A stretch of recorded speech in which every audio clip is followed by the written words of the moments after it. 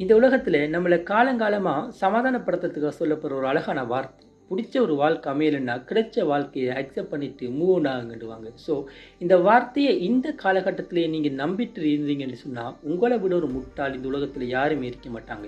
ஏன்னா, இந்த வார்த்தைகள்லாம் சொல்லப்பட்டதே நம்மோட முன்னோர்களால மட்டும்தான். ஸோ, அந்த முன்னோர்கள் வாழ்ந்த காலகட்டம் வேற, நாம வாழ்ற இந்த காலகட்டம் வேற. ஸோ, இந்த காலகட்டத்தில இந்த வார்த்தைய நாம நம்புறதே ஒரு முட்டாள்தனமான விஷயம் தான். இந்த உலகம் ரொம்பவே மாறி போயிடுச்சு. ஸோ, இந்த உலகத்துல நாம பிறந்ததே நமக்கு புடிச்ச மாதிரி ஒரு வாழ்க்கைய வாழ்ந்துட்டு போறதுக்கு தான். ஸோ, அதுக்கு நாம செய்ய வேண்டியது எல்லாமே ஒரு முயற்சி என்ற ஒன்று தான். ஸோ, இந்த முயற்சி என்ற விதைய நாம ஆழமா விதைச்சா மட்டும்தான் நமக்கு புடிச்ச மாதிரியான ஒரு வாழ்க்கை அமையும். ஸோ, ஆரம்ப காலத்தில் நிறைய பேர் சொல்லியிருப்பாங்க. ஸோ, நம்மளோட முன்னோர்கள் முக்கியமான நம்ம முன்னோர்கள் 1000 விஷயம் சொல்றாங்கன்னு சொன்னா, அதில 100 விஷயம் லூசுத்தனமா தான் இருந்திருக்கும். ஸோ, அப்படியான ஒரு விஷயங்கள நம்ம இப்பயும் புடிச்சிட்டு தொங்கி திரிக்கக்கூடாது. ஸோ, ஃபர்ஸ்ட் ஆஃப் ஆல் இந்த விஷயங்கள உங்களுடைய மைண்ட் அக்செப்ட் பண்ண மட்டும் விட்டுறாதீங்க. ஸோ, அப்படி உங்களோட மனசு அக்செப்ட் பண்ண ஆரம்பிச்சுன்னு சொன்னா, அதை தாண்டி உங்களால வெளியில வரவே முடியாது. ஸோ, இப்படியான நெகட்டிவான விஷயங்கள் யாரு சொன்னாலும் அவங்கள உங்களோட லைஃப்ல வச்சுக்காதீங்க. ஸோ, இன்றைய காலகட்டம் ரொம்பவே வேறுபட்ட ஒன்று. ஸோ, இந்த காலகட்டத்தில் நமக்கு என்ன தேவையோ அதை எடுத்துக்கிற உரிமை, எடுத்துக்கிற